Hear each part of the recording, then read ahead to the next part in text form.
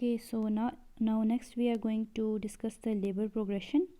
So we have to check the contractions per 10 minutes, duration of contractions in seconds.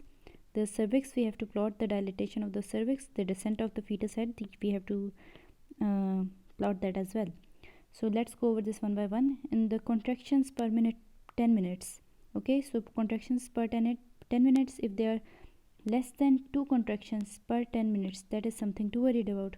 Or if they are less than 2 contractions per minute, that is something to worry about.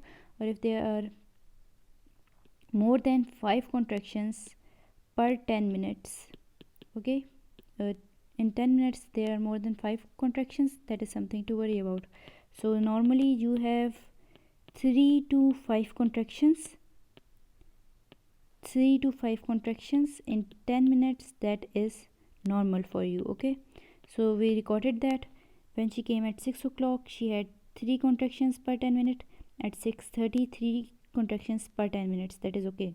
7 o'clock 3 contractions per 10 minutes, 7:30 3 contractions per 10 minutes, 8 o'clock 3 contractions per 10 minutes, and 8:30 3 contractions in 10 minutes. Okay, and the duration of contractions, should be 20 to 60 seconds for one contraction. Okay, so less than 20 seconds or more than 60 seconds for any contraction, that is something you have to be worried about. So her duration of contractions at 6 o'clock it was for 40 seconds, and 6:30 40 seconds, 7 o'clock 40 seconds one duration of contraction, and 7:30 40 seconds. ठीक हो गया. And 8 o'clock 40 seconds, 8:30 45 seconds, that it's totally normal, we are happy with that. Next comes the plotting of the cervix. Okay, so this is something to understand. We are going to change the color of our pen for this. This is the dilatation of the cervix in centimeters. Okay, so this is 5 centimeter, this is 6 centimeter, this is 7 centimeter, 8 centimeter, 9 centimeter, and 10 centimeters. If your cervix remains dilated to 5 centimeter for more than 6 hours, that is something to be worried about, that is something that is an alert. Okay, if your cervix is dilated for at 6 centimeter for more than 5 hours, that is something to be alert about, that is something to worry about. If it is at 7 centimeter for more than 3 hours, that is something to worry about. 8 centimeter for more than 2.5 hours, that is something to worry about. And 9 centimeter for more than 2 hours, that is something to worry about. So these are all the alerts for the cervix dilatation. Okay, so over here, when our lady presented to the hospital at 6 o'clock, her cervix was dilated at 5 centimeter. So at 6 o'clock it was at 5 centimeter, so we wrote an X over here. At 10 o'clock we checked her cervix dilatation again, and it was 8 centimeter at 10 o'clock. So over here, and now the important thing is that at 1 o'clock when you check the cervix dilatation, it was 10 centimeter. That means that she has entered her second stage. Okay, so at 1 o'clock she entered her second stage because her cervix had dilated to 10 centimeters. So this was about the dilatation of the cervix. Next come the descent plot. So you know that if it is 5 by 5, that means the whole head is above the pelvic brim. 4 by 5, then 3 by 5, then 2 by 5, 1 by 5, and 0 by 5. 0 by 5 means that the whole head is below the pelvic brim.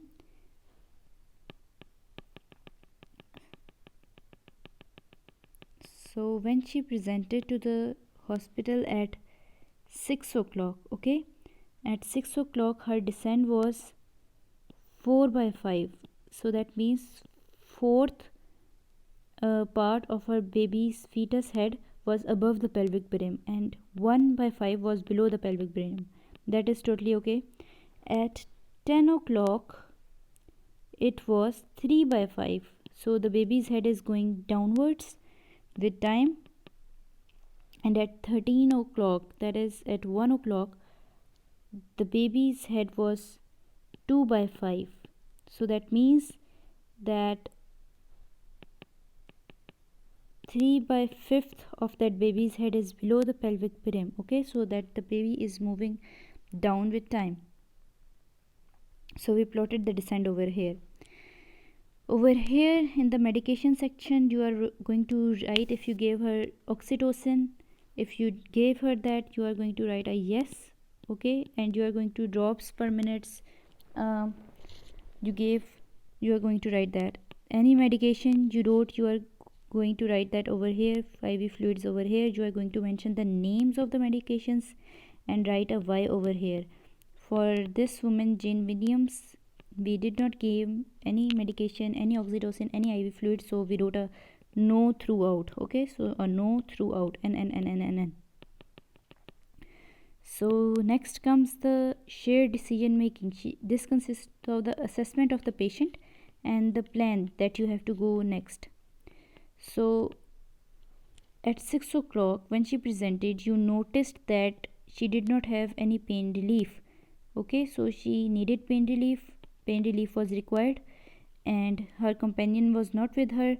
So what you decided was that you decided to offer her companionship, and you decided to offer her companionship, and you tried to tell her some relaxation techniques for pain relief, and then you went with the normal monitoring of the patient. That was the plan.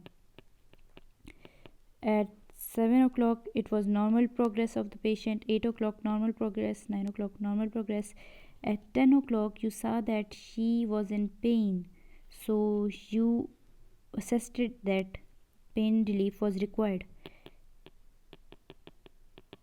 At 11, 12, 13 there was normal progression, but at 10 o'clock, since she required pain relief and her sister also left the room, so you offered her companionship as well as gave her pain relief.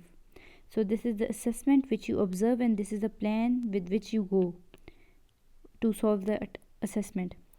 Okay, so next we have the second stage of labor. This is the second stage of labor. You see that it began at 1:05. So when the cervix reached 10 centimeter, you started the second stage of labor.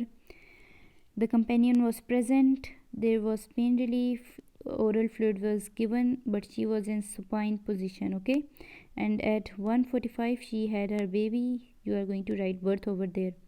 The fetal heart rate, you are going to write that over here, and fetal deacceleration, you are going to mention that here.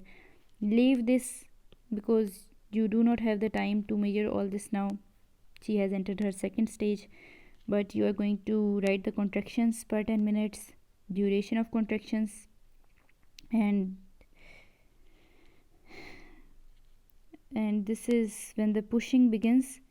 So in second stage, when the pushing has begun, you are going to write a PPP over here. Okay, so PPP. And descent, in the second stage of labor, the descent was 0 by 5, that is the whole head is below the pelvic brim. You are going to write that there is no medication given in the second stage, there was normal progression, and there was monitoring of the patient. So this is about the second stage, and this is how you are going to read and fill the WHO labor care guide. I hope this was helpful and you understood it. Thank you so much.